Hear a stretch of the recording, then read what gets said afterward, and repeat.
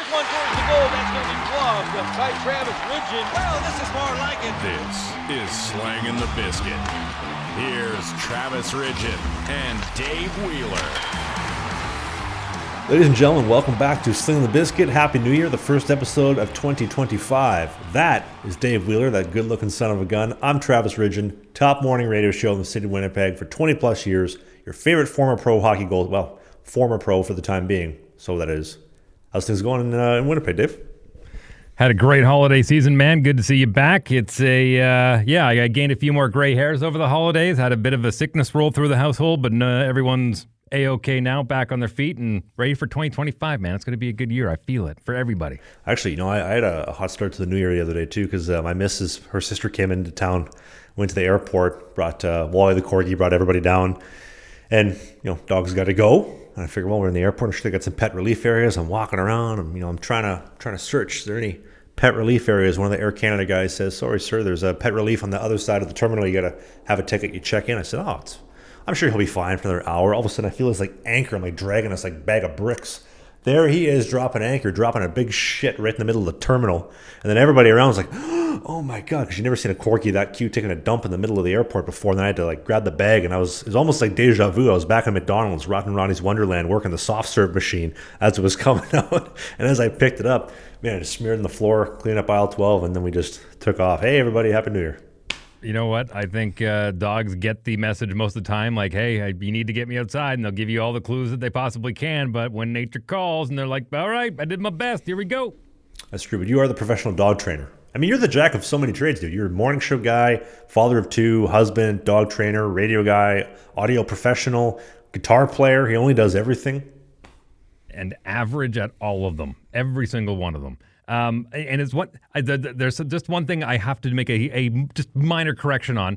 I'm not great training dogs. What I am good at is I am good at dogs that are 2 years or older that have already kind of settled into their homes and have already kind of formed habits, and homeowners have a hard time trying to figure out how to break those habits. And so I'm really good in going in and doing house calls and refocusing the dog. So it's more of a dog psychologist angle rather than I can train dogs. It's not my favorite thing to do because I can't be there every single day, right? Depending on how well you want your dog trained, I can give you tools for that, but I more specialize in house calls. Do you ever get bit, bad? Oh yeah, absolutely, man. It's a occupational hazard, and that's one of the things too. Is once you've been bit, you're less fearful. People that have never been bit are always afraid to be bit. Once you've been bit, you're less afraid to get bit. It always sucks, but you always got to kind of half expect it. It's kind of like Muay Thai training. You're afraid to get hit, like you mentioned. And then once you start getting hit, you're like, yeah, I'll just soak these. You know what I mean? Mm-hmm. The question is you got to read the same way as I said about the dog. They'll give you all the cues that they want, in the airport going hey, dude, get me outside. The dog will give you all the cues in the world saying, I'm about to bite you. And they'll warn you 5 different ways. It's a matter of recognizing those and either countering them early, cutting them off, and turning the brain in a different direction. Kind of like the way, a lot of coaches have to do with goalies. Dealing with a basket case between the pipes? Yeah, it's how do I get through to him this time? How do I get through to that star defenseman or that? Coaches have a very interesting way of navigating different personalities in the locker room. It's not just walking in anymore and going, you guys are playing like road apples and blah, blah, blah, get out there. It's a very but that works too. Subtle way of approaching each. Sometimes, absolutely. When that's called for, it works, but it's very interesting with a lot of the different personalities in the locker room and how they're each managed differently. Who's the weirdest goalie you ever played with? Is there anybody that comes to mind where it was just that one guy, you just kind of let him be, you threw the meat over the cage if you had to, and you just let him do his own thing?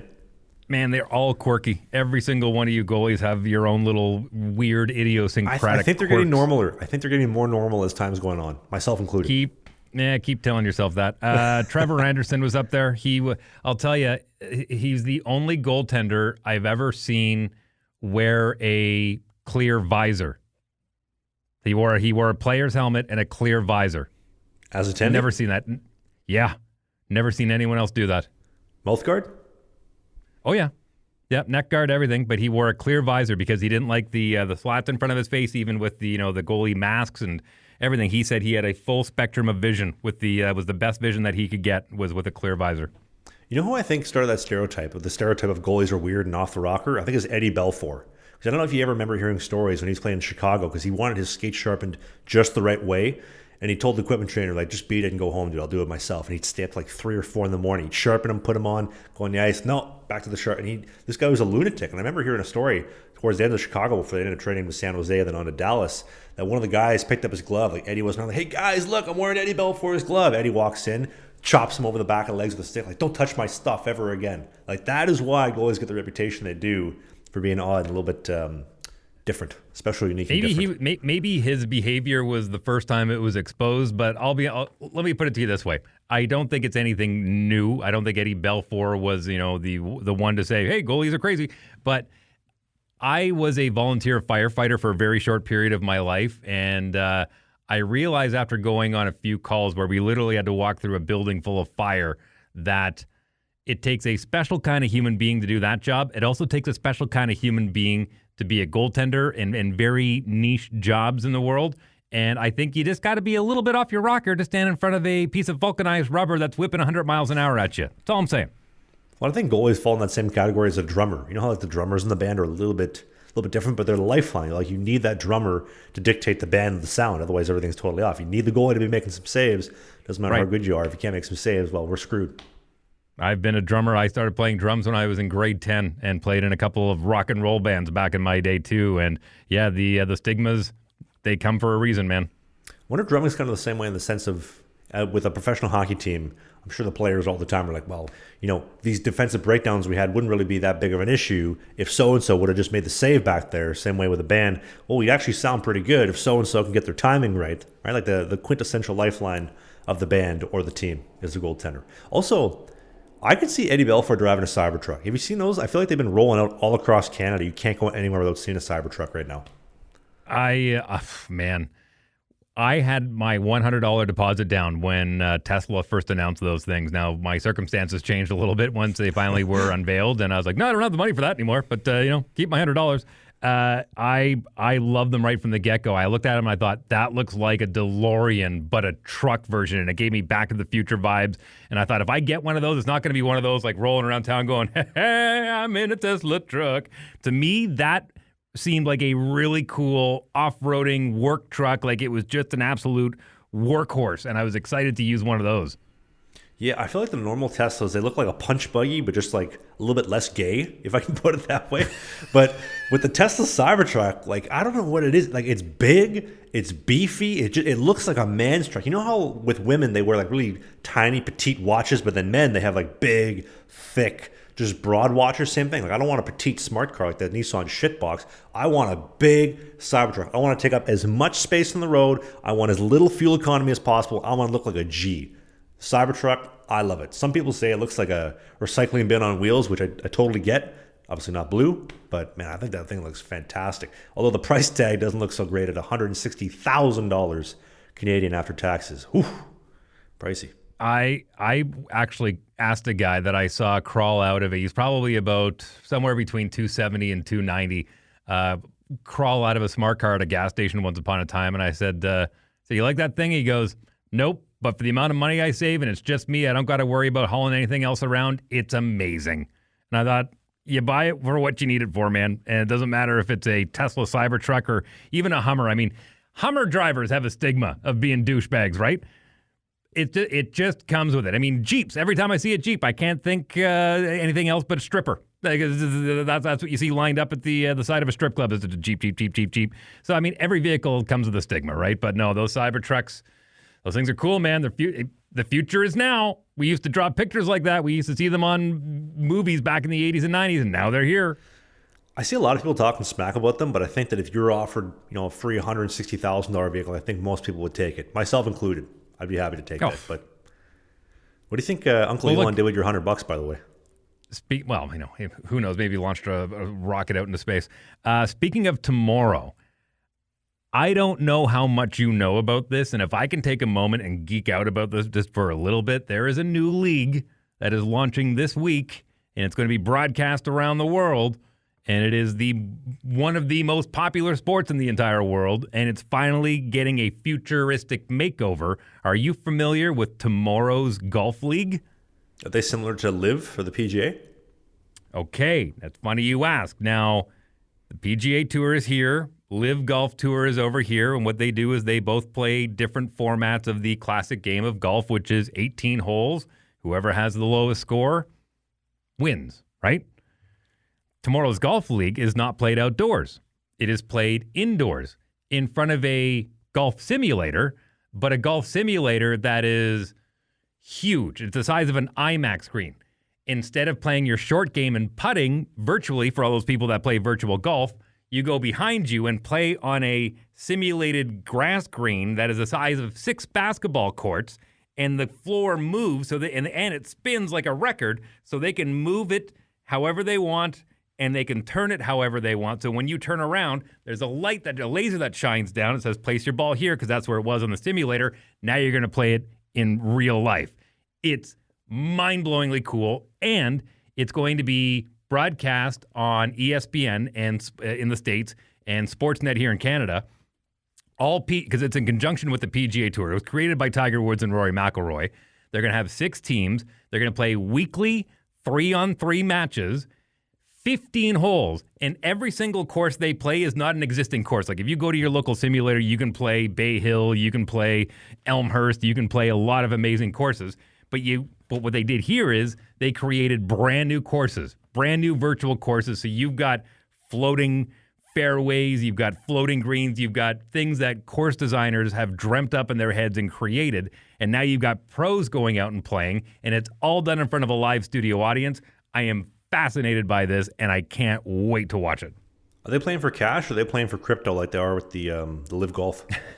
Well, it's funny because golf has been notorious for having side bets when guys are out there playing. Like there's always little side bets going on with certain players. Like $1,000 says you can't chip this in. You know, that happens. Believe it or not, Phil Mickelson actually could write 5 books on the amount of bets that he's won and lost on the golf course. But I'm curious to see if that's going to happen here because all these guys are mic'd up. It's live. It's a 2-hour show.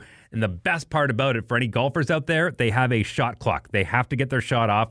Ticks down from 35 depending on where they are, and they're playing off of real grass, real rough, and real bunkers when they're playing.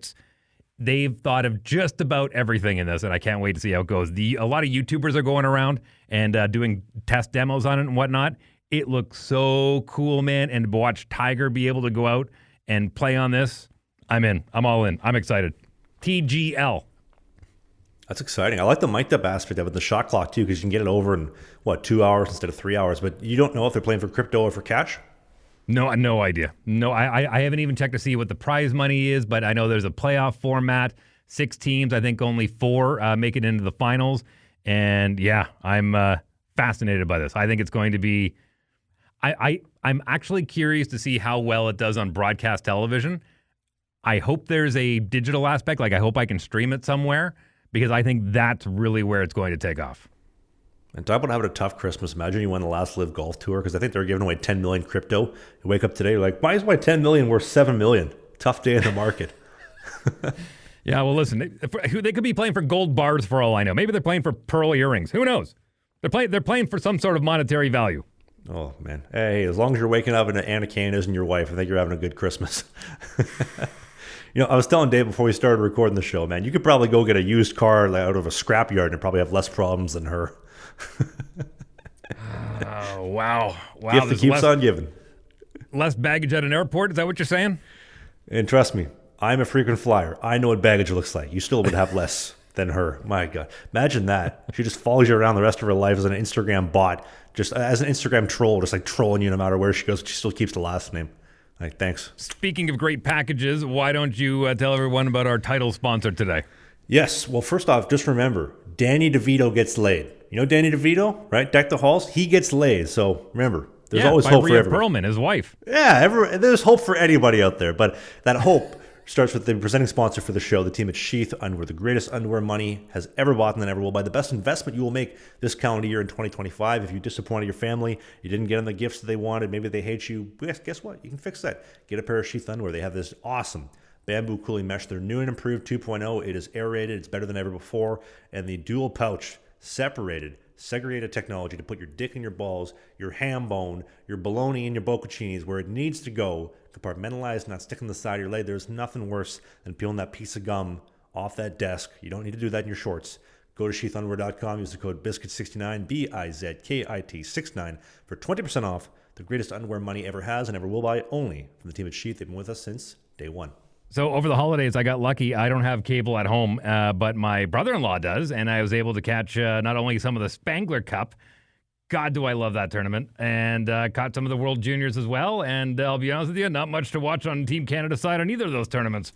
Oh, man, they lost to the U.S. last night, and then how do you lose to Latvia? The Latvia guy, he has like an 800 save percentage in the QMJHL, then turns up 58 saves against Canada for the 3-2 win. Like, what? That's got to be one of the greatest performances in World Junior history. I know it's the regular tournament, not the actual like medal rounds, but wow, what a performance. I'll tell you, I remember losing to Latvia. I mean, that one stings. I remember once upon a time, and I think it was maybe, and I'm taking a complete guess here, I think it was 98 or 99. But the USSR was still just starting to reshape, and Kazakhstan had a team. It was like their first team of having their junior players, and the program was so poor, guys were trading gloves when they were next out on the bench, and they were sharing sticks, and they beat Canada. I'm not saying Canada losing to Latvia is that bad, but it's pretty close. So who do you... I don't even know where to begin on that. We got like 5 sets of gloves, 6 sticks in case one breaks, and we just shuffle them out every shift, like on the fly, like handing out the baton. Oh, here's your twig and here's your glove. Everyone share. Wow, that is that makes you appreciate this. That makes you appreciate the small stuff, though, right? I mean, you get a nice big budget. Everybody gets 12 sticks, fresh gloves, custom colors, your name in it, and then there's the Kazakhstan guys. Oh, yeah, they're all sharing gloves. Like that's some wholesome stuff right there. Makes you appreciate it. And I guarantee you, they went home with that win, and they were hailed as heroes. Half the country doesn't know what hockey is. Oh, well, listen, I mean, it was still the USSR, right? I mean, they still had the Russian Red Army and whatnot, so I'm sure that the propagandic news made its way around about how good the Red Army was and kids of that young age. I mean, they must have known about hockey because they had enough players to field a junior program. Yeah, well, hey, good for them. That's iconic. Is there any wins that stand out to you as far as like iconic wins for Team Canada? Well, it's funny because I think on the last couple of shows I had mentioned how good that team in 2005 was that went down to Grand Forks, and I just saw a few days ago TSN did a whole story about how good that team was that they were putting on their YouTube channel. So I'm not going to say I predicted that one. I think most people agree that was just probably one of the greatest teams that Team Canada ever put together. I mean, sure, you can have your arguments about the Lindros days and, even back to the Gretzky days and the time that Mike Keane put the lights out when they decided to fight with the Russians. But yeah, for my money and my generation, I think that 05 team is probably the best team the World Juniors ever put together. No doubt about it. And that whole span, I think from like 04 to 09, 2010, they were dominant. Some of the best players, some of the best national leaguers of all time in those tournaments for Team Canada. That was the golden era for Team Canada, the World Juniors, the World Jays. Yeah, no kidding. And look, I was a little... Somebody had called me out a few times, I think in the comments as well, saying, do you have statistical facts to back up that that the World Juniors isn't doing as well? And no, my metric is based on the amount of people that I know that normally talk about and get excited about it and say, am I getting tickets this year? How are you planning your holidays around the World Juniors? I just hadn't been hearing as much about that as I had in the past 20 years about it. Yeah, I'm a little bit chapped about them snubbing the Manitoba boy, Carson Bjarnason, Manitoba boy from Carberry, Manitoba, just outside of Brandon. They buried him as the third goalie, but they had the 18-year-old kid, Jack Ivankovic, I believe was his name. First time since 1987, they had an 18-year-old kid starting for Team Canada. Obviously, didn't do great against Latvia. See you later. Now in goes Thunder Bay boy, Carter George, who's going to be starting. I wonder, after the USA performance, I wonder if they're going to put in Carson Bjarnason. That'd be awesome to see the Manitoba boy in net. Well, look, at this point, you might as well give all the guys the showcase time that they can allow, right? Because, I mean, that's basically what it is. It's a showcasing tournament for a lot of these pro leagues to see how these players are developing that they've been following since they were 14 years old. So, yeah, might as well give them as much time as you can. What do you think if they could trade players during the tournament? Wouldn't that be awesome? Like, hey, thanks for the last 3 weeks. Pack your shit and you can leave. We're trading this guy from Canada, the Kazakhstan, for 6 sets of gloves. If only they could trade an international play. It's like, we'll take one import for... No, unfortunately, you have to be... Well, you don't have to even necessarily be born on that soil in order to play for that national team. I mean, Brett Hull's a great example of that. Born in Canada, became a U.S. citizen and played for the bulk of his international play with Team USA. Owen Nolan played for Team Ireland, or sorry, he played for Team Canada, even though he was born in Ireland. So, it's not an impossible. I'll be honest with you. I would love to see, and I know you brought this up before the show, and I like the idea of trading coaches. What if managers are like, hey, I like the way your coaches over there. What do you say we swap coaches? Imagine trading their contracts. Are you talking about the NHL or for the World Juniors and trading coaches? No, NHL. Oh, I was thinking the World Juniors because every year they have like a new coach and new GM. Imagine, we'll trade this guy for future considerations. The guy will never be back ever again. Fleece of the century. You start trading coaches for like massage tables and bus fill-ups. Well, look at this. Well, what if before the tournament started, you sat down and said you were able to bid on which referees you wanted from which countries? Ooh, like you want Canadian? I want to trade so I can get Canadian refs ref in the Canadian games. I want a biased referee. Well, it's not, bias is the wrong word. I don't know if you want to try and skew the game that far, but it would be fun if in the NHL, coaches had a little more say on which referees they like playing with better and see where, they kind of rank in the popularity, because I know referees are under scrutiny, but more so from their peers and, under fans, but they're not necessarily held to the same account as far as their play as players are. Does that make sense? Well, that's bad for the game then, because then if the Leafs, because they have the biggest budget, are going to be buying referees, all their fan base can't say, oh, the refs screwed us. You can't use that excuse. You bought the refs. You picked the refs that you wanted. So I don't know. But also, are you paying the league? Like if I want so-and-so to ref, I want Koharski to ref tonight, I'm giving $20,000. That's my guy tonight. Like, is that the deal you're thinking of? Well, yeah, kind of like no. I like Koharski, calls it down the middle, like let's go with this guy rather than the guy who I know is going to pile on my guys and has a history of piling on my guys. So I think you're not necessarily looking for somebody that's going to be more biased towards you, but at least somebody who's going to call the game a little more fair. You got to give cash, or can you trade considerations or draft picks?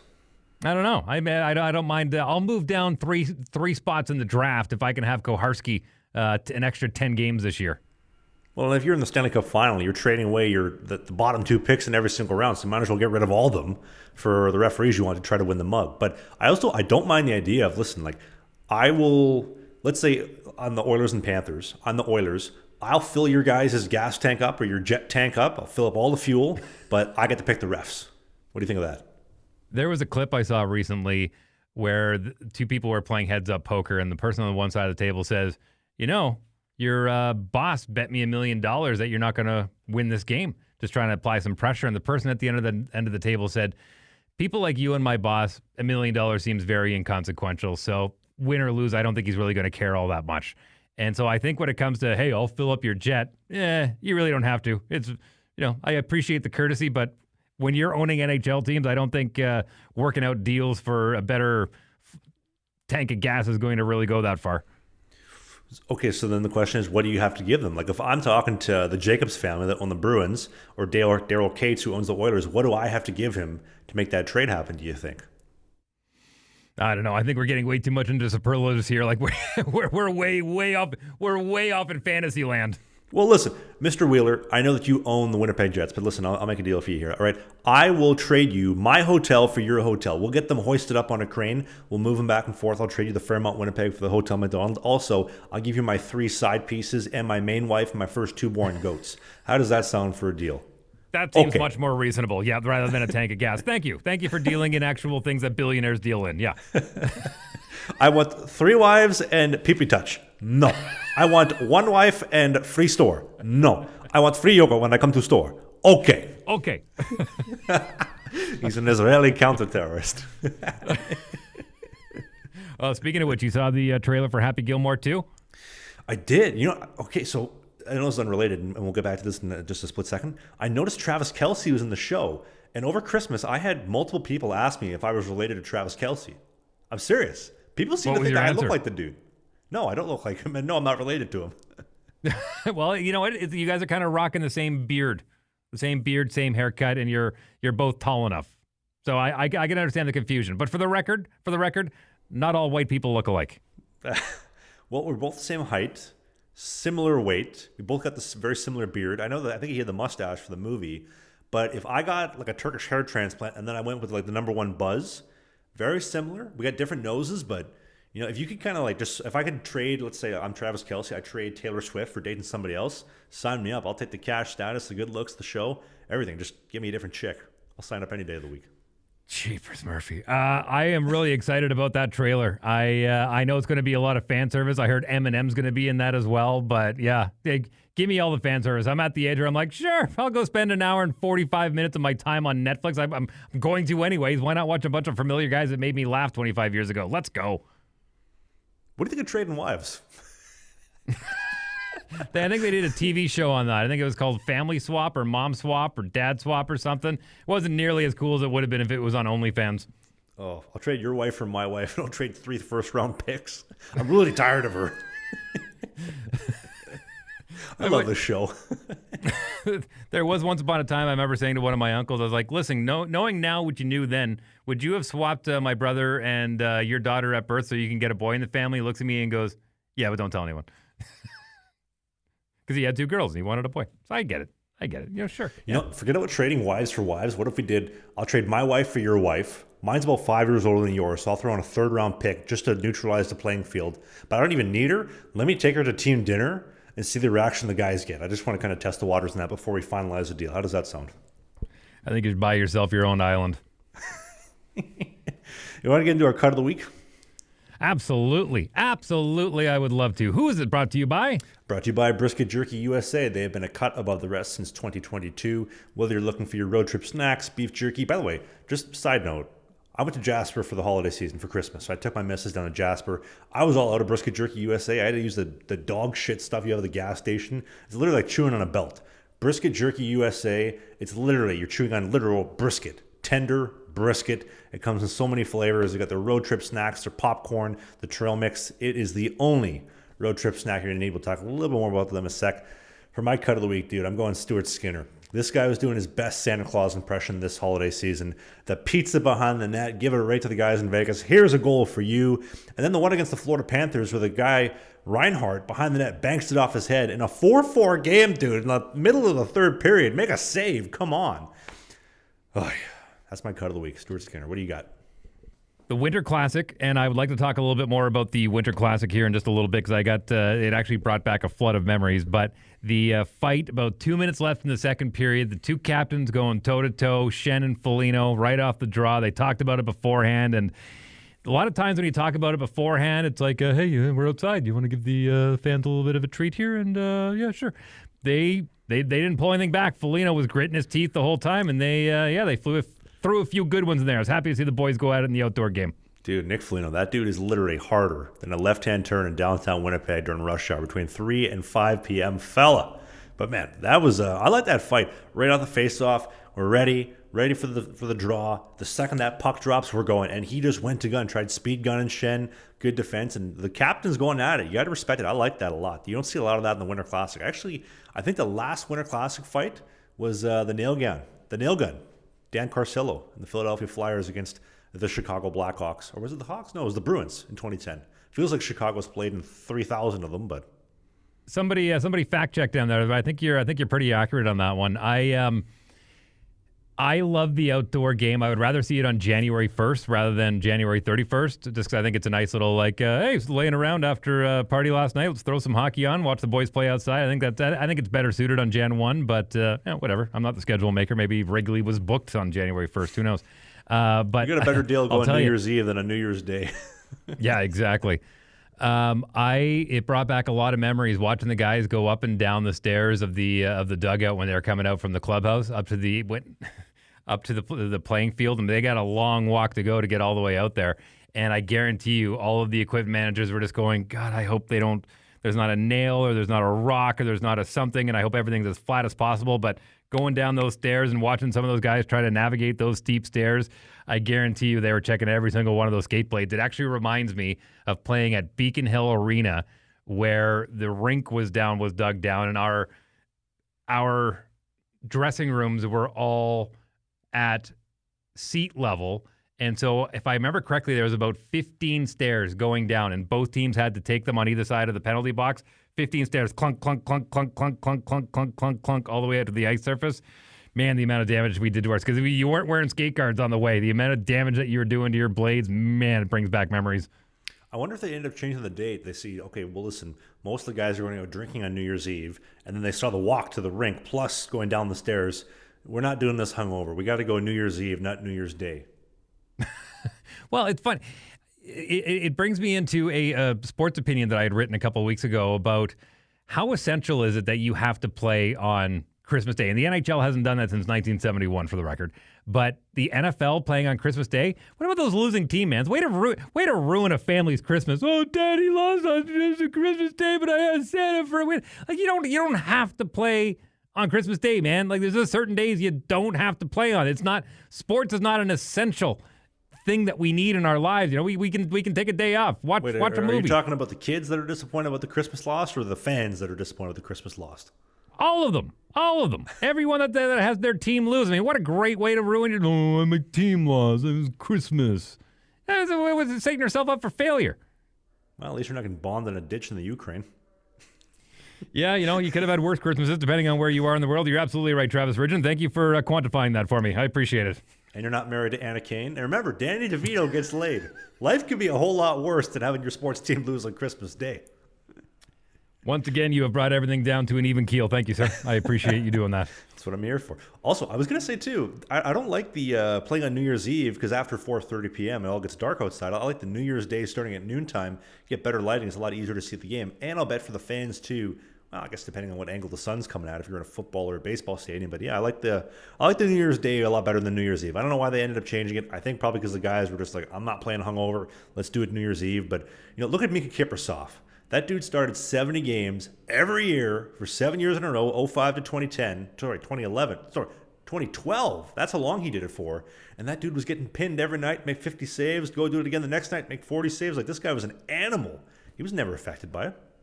My tattoo artist is better when she's hungover. And I always say, hey, you going out drinking tonight? Okay, we're not doing a tattoo tomorrow. Make sure you're getting crushed.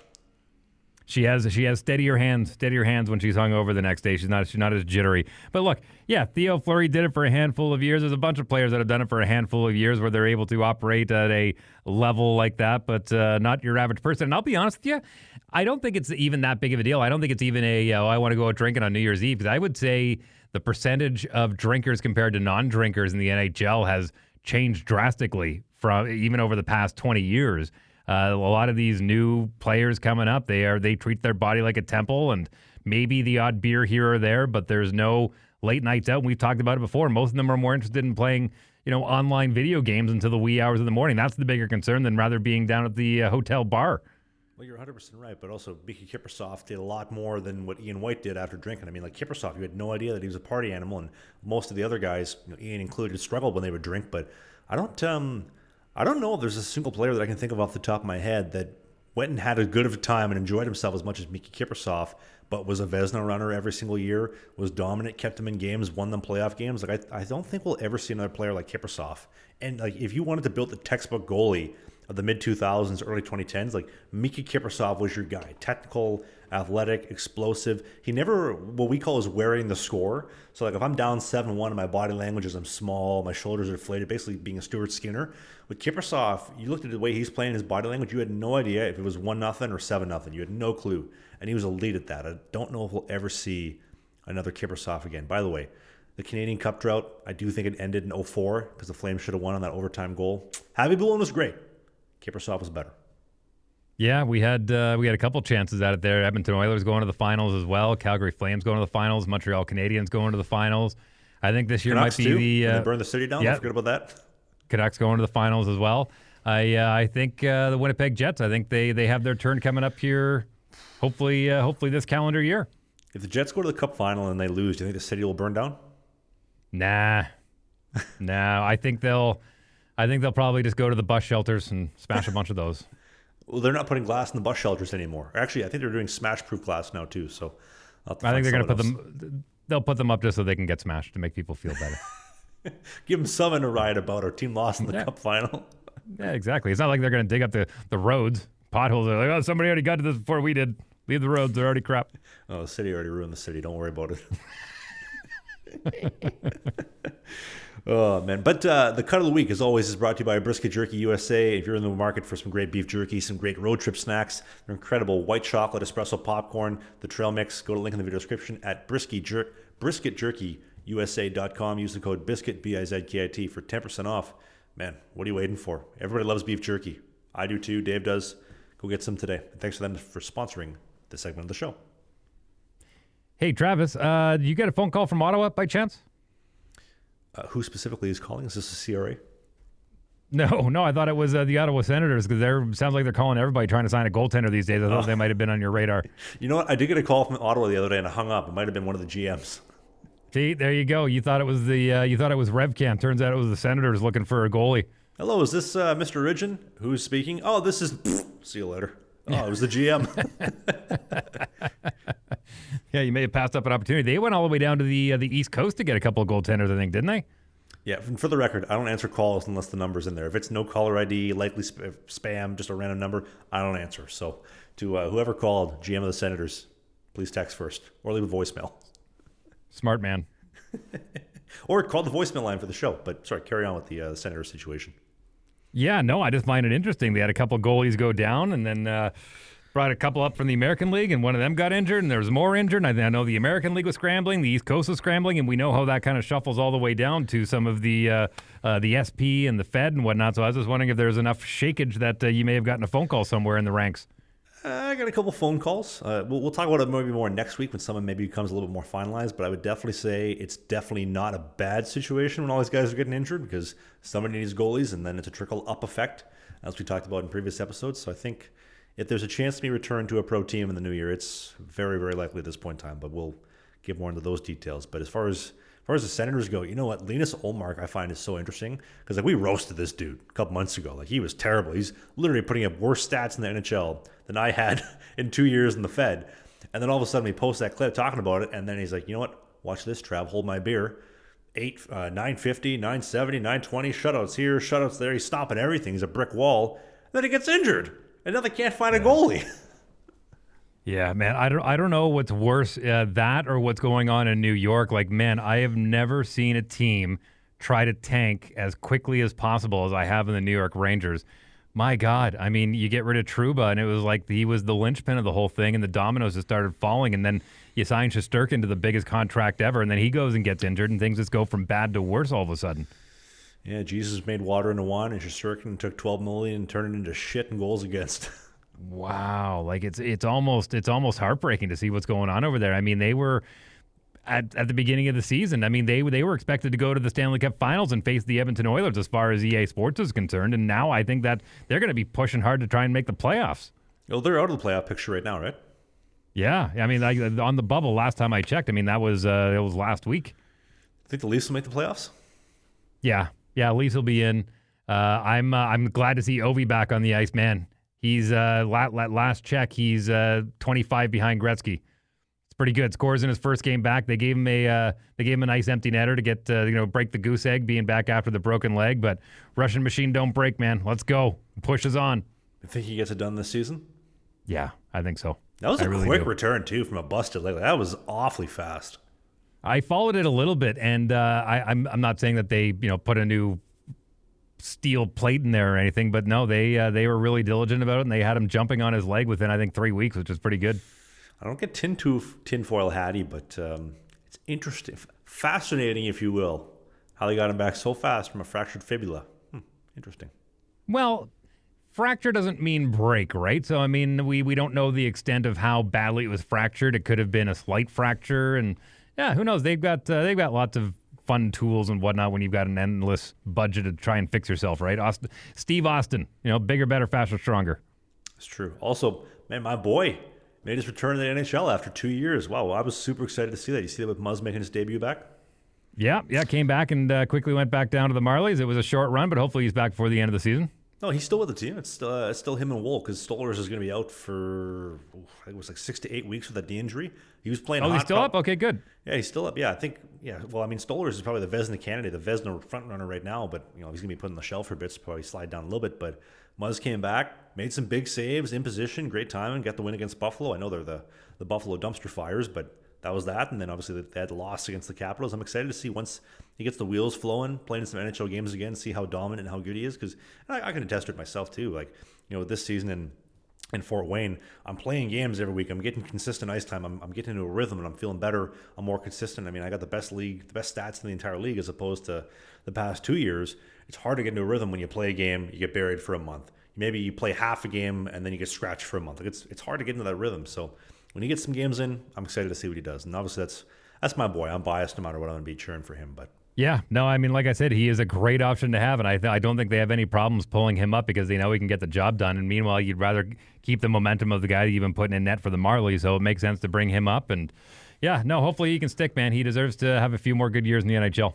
Speaking of pull up, you see that video of Connor Mcdavid the other day taking Lauren Kyle out to dinner at the JW Marriott downtown Edmonton for date night? What did you think of that fit? Yeah, he once he pulled his head out of his phone, he looked pretty good.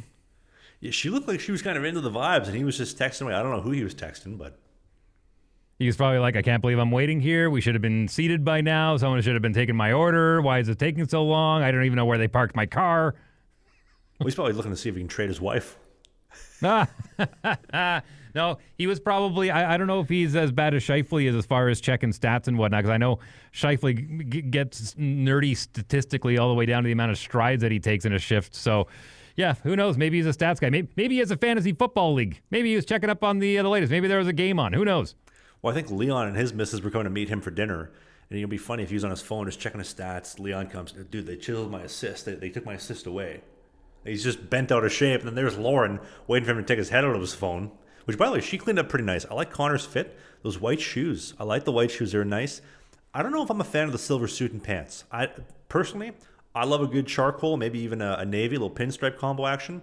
A little bit too light for me personally. What do you think, Dave? Well, that's one of the tough things about when you wear a suit to the office every single day. It's hard to step up from that when you're already looking really good. I mean, a lot of people in finance have the same problem. You know, you go out for a nice dinner and you're wearing the same suit you wore to work. It's like, all right, I guess I'm dressed and ready to go. And it's not really much special than the person you're sitting across, right? Because you always look good. That's your job, is to look good. So where do you go from there? Well, maybe you could do a little dress shirt, a little vest, kind of like what you have going on. You could do like a nice little turtleneck. 'Tis the season, it's Christmas time. Mix it up a bit, but it looked like he was wearing the same outfit he always wears to the games and to his accountant meetings that he's always late for, that he scheduled himself. Well, we know he wasn't wearing Sorels because he's got that nice heated driveway. Oof. Yeah, I don't know if you heard the rumor, but Dave was sleeping on Connor's driveway last winter.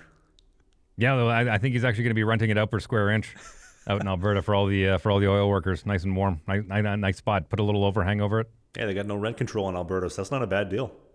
Yeah, there you go. How much do you think he's charging for that? Driveway.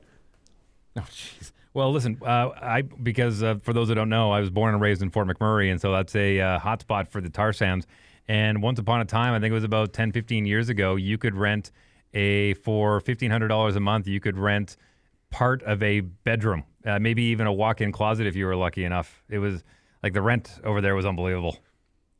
It's tough, yeah, especially with no rent control. I mean, it's not much better here in Vancouver, but even Winnipeg, I saw like an average one bedroom trending upwards of $1,800, $2,000, which is crazy. I remember the last one bedroom I had in Winnipeg was like $1,200 all in, Wi-Fi, parking, utilities included. It's getting crazy, man. The cost of living, the affordability crisis we got going on in our country. I was paying $400 a month for a one bedroom when I first moved to Winnipeg in 2003. So times have changed, my friend. Wasn't Leah Hextall your roommate for that too? Not when I was in that one bedroom. No, when I owned a house in St. James. I had 3 people living in the house at that point. Everyone paying my mortgage. Boy, those were good. Those were good years, man. Oof. That's how you were able to afford the Cybertruck down payment. Exactly. Yeah. Yeah. You had a little extra money to go to your local watering hole, or buy a Cybertruck. You can rent out the back trunk. You can charge people for renting in that thing. Yeah, exactly. Yeah, you can sleep in the garage. Life's full of winners and losers, but. I had this in the notes too. Have you seen that viral Corey Perry superstition about his stick in the trash can? No. So apparently when the Worm's having a bad game in between intermissions, he'll throw his stick in the garbage can. Like he'll throw it in the trash and just leave it there because he wants to punish the stick. And so when he first came to Edmonton, the trainer comes in, he takes the stick out of the garbage. He's like, whoa, leave that in the trash, fella. Just put it in the trash. Well, it's your stick. I know. Guys, throw your trash in there with it. And if you feel free to spit on it if you want to, you can spit on my stick. He just wants to totally degrade the stick because he wants to punish the stick and himself for playing bad. I thought that was hilarious. That is really funny. Man, that's funny. Blame the inanimate object. You know what? I can picture Neon Leon walking up. Hey, Paris. right on the handle. Right on the handle. Right in the tape, and he's going to peel it off. Oh, gross.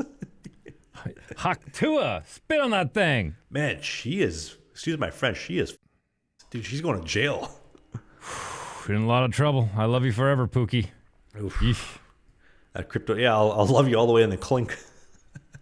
Yeah, the Haktua cryptocurrency, that didn't go overly well. A lot of people lost their life savings on that, man. That's sad. That's a sad story. I mean, also at the same time, too, like, I don't mean to be rude. Like, you're an idiot if you're putting your life savings into Haktua crypto coin. Different strokes for different folks, man. I mean, hell, you could say the same thing about me putting some money into Bitcoin, but at least I'm not putting it into a Haktua coin. Yeah, you never know what's going to pop. I mean, listen, if you were smart enough to get in there in the initial IPO and then pull out after 5 minutes, you may have made yourself a few bucks. You never know. That's the risk of it, though. But yeah, you just live and you learn, right? Yeah, exactly. By the way, have you seen the Dallas Cowboys cheerleader documentary? Not the documentary. I'm familiar with the Cowboys cheerleaders, though. They are legendary. Well, what do you know and what do you think? What do I know and what do I think? I think they, between them and the LA Lakers, they are two of the most well-known cheer teams in all of professional sports in North America. And I know that they have a very, very, very rigorous tryout. I know they are very heavily guarded. Man, like I think every single one of those girls has security like Miss America. Like they are very highly regarded. Dude, shout out to the Dallas Cowboys. You know what? I'm a Dallas Cowboys fan. I now love Jerry Jones. Really? Yeah. Really? And I'll tell you why.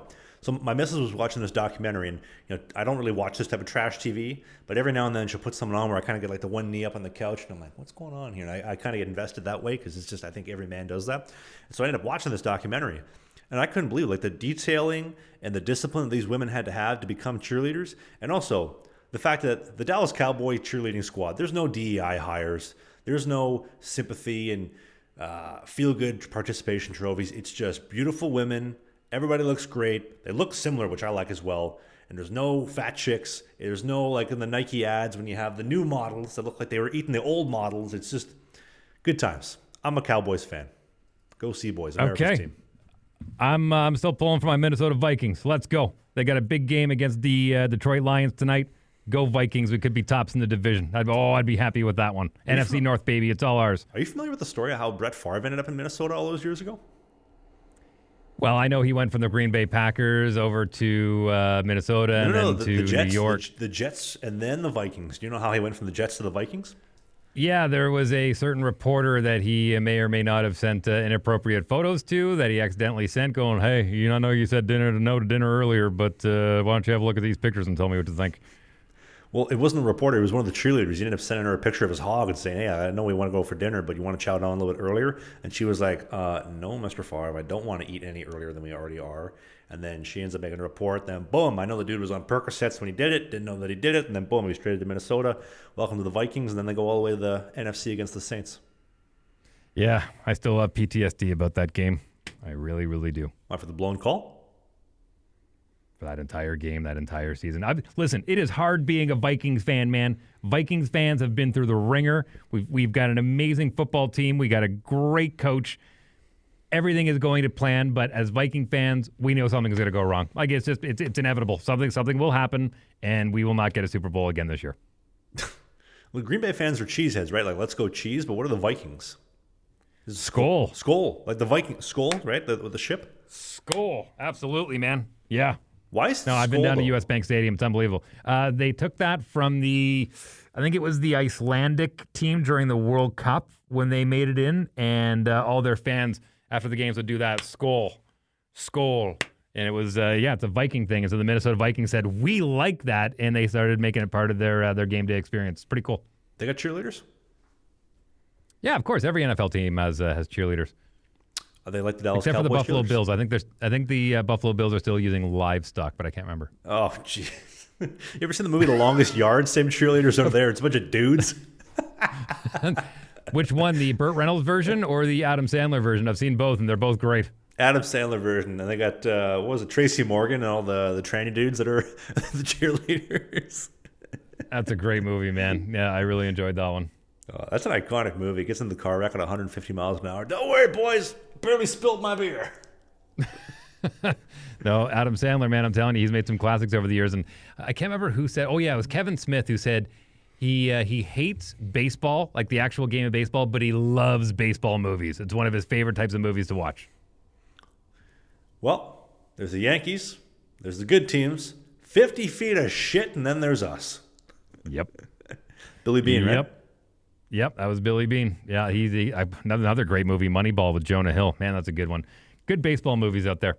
When do you want to get to our voicemail? We got a lot of people that have been calling into the red line on the old speak pipe. Yeah, I think that we should do that right now. Now, we got like 90 calls this week, so not everybody's going to make them in there. We're going to try to space them out over the next coming weeks, but if you got something awesome to say, leave us a voicemail. There's a link in the video description. You can call anytime about anything, whatever you want. You want some lady advice, whatever you need. If you want some dog advice, you want to ring Dave out, you want to ring me out, anything you want, anytime, call the voicemail. There's a link in the video description, and if it's awesome, we'll put it in the show.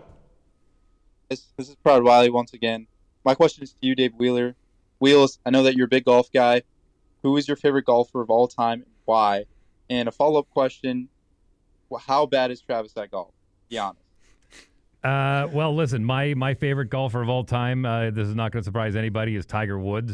He's the reason I started golfing. I saw this brash young kid come on the scene and just completely kick down the door and change what the idea of golf is, of, the golf clap and whatnot, and fist pumps down the fairway. I was like, I got to try golf. This looks like a lot of fun. And so Tiger Woods, hands down, my favorite golfer of all time, outside of Dean North, who is the general manager and head pro at Carmen Golf and Country Club. How bad is Trav at golf? I'll put it to you this way. He's a beginner. Honestly, he's a beginner, and there's nothing wrong with that. And he's going to get better, and he enjoys the game, and that's the most important part. My wife always says, I'm good at golf. I said, why are you good at golf? She goes, because I play. As long as you play, you're good, and you're enjoying yourself. You don't have to be good at something in order to enjoy it. Trav will get better, but right now, he is a beginner. And I'm trying to get better. Also, my favorite golfer of all time, John Daly. What are Saturdays for? Hookers in my basement. Oh, JD, man. Love JD John is Daly. something else. All right, here we go. He's this absolute mountain of a man, beating this guy up harder than his dick after a big win. Unbelievable to watch.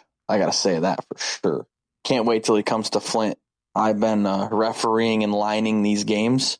Be awesome to get some fun content with them. I'll even strap the GoPro to my helmet for you if you want. Get you some good audio. Trav, love you, man.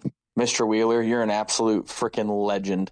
Take it easy, fellas. Yeah, hopefully I never have to see the guy or go down to Flint, and hopefully there's a deal in the new year, but yeah, we'll see.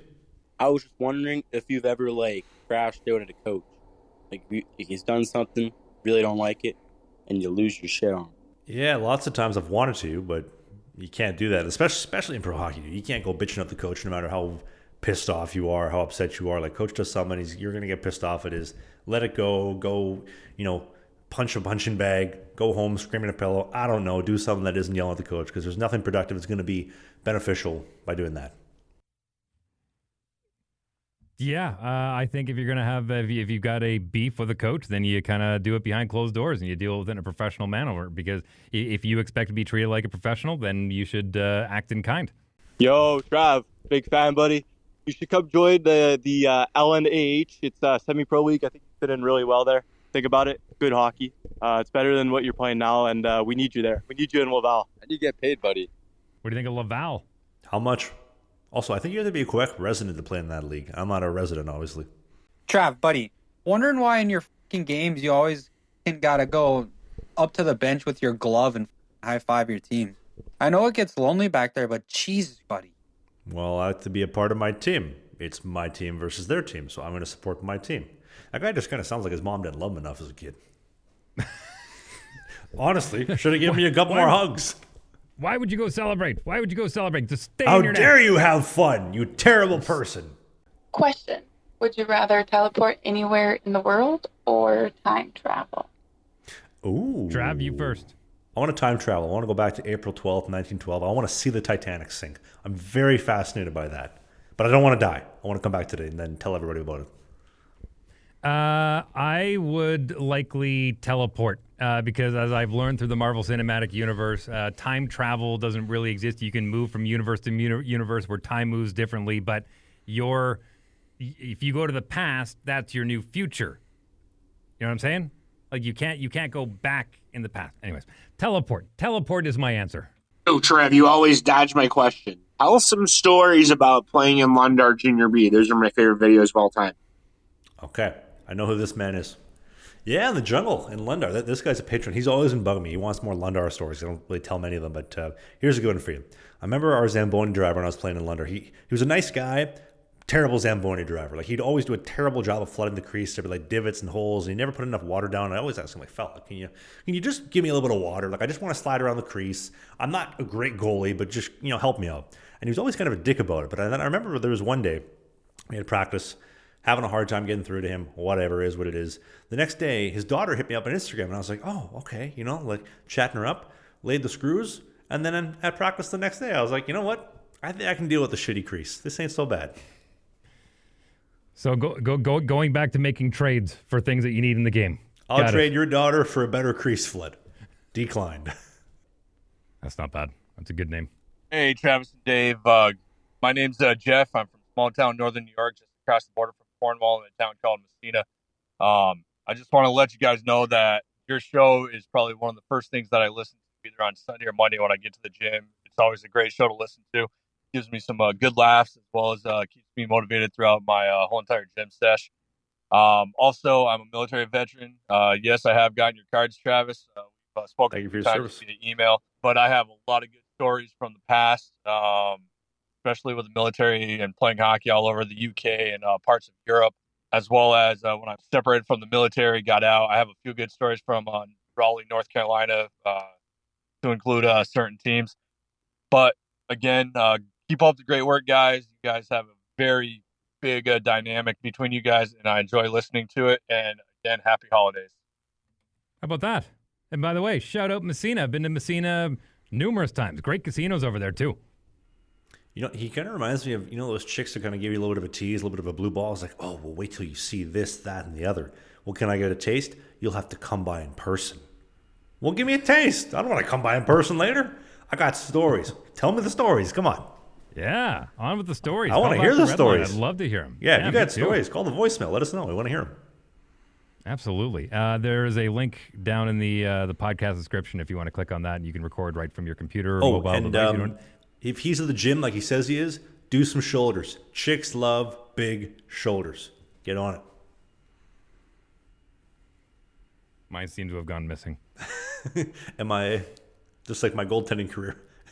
I'm looking forward to that update next time. No, honestly, you speaking of which, you've kind of teased us a little bit. I'm looking forward to that update next week. Where's Ridgen? Shit, we haven't seen this since the first period in Wytheville. 12 past Ridgen. It was 8, by the way. Thank you. So, we're getting an update next week on potentially a lead for the new year? Yeah, we'll dive into that because we're going to be in person next week, so I think those are the conversations we'll save in person as opposed to over the Zoom. But do we have any more voicemails, or that's it? That's it. That's it. Well, thank you so much for watching. My name's Travis Ridgen. I'm your favorite former pro goalie for the time being, hopefully current again soon. That's Dave Wheeler. He's the sexiest man alive. He's also the best radio morning show in the city of Winnipeg for over 20-plus years in the freezing cold, minus 30 prairies of Manitoba. I'll be with him next week in person. This is Slangin The Bizkit. We do new episodes every Sunday at 11 a.m. Eastern, 10 in Winnipeg, 9 in Calgary, 8 on the Pacific Northwest coast. There's the Clips channel if you want to see the shortened version of the show in segments. There's this channel. Check us out on the social medias. Thanks for watching. We'll see you next week.